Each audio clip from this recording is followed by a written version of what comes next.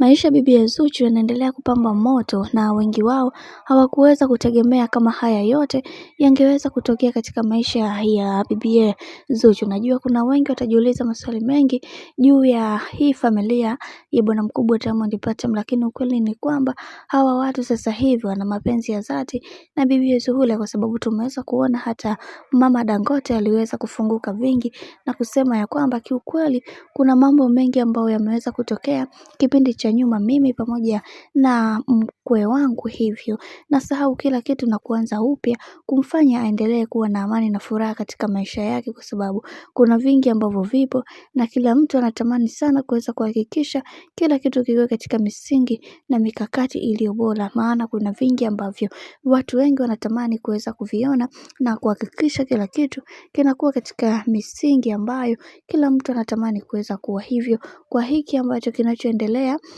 kwa sasa hivi, familia haina tatizo tena na Bibi Zuchu, kwani kila kitu kimekwenda kuwa sawa, kwa sababu kuna vingi ambavyo vipo na kila mtu alisema ya kwamba kwa hiki ambacho kinachoendelea sasa, familia inatakiwa iweze kuonesha mapenzi ya dhati zaidi kwa Bibi Zuchu, kuweza kumfanya aweze kuwa na amani na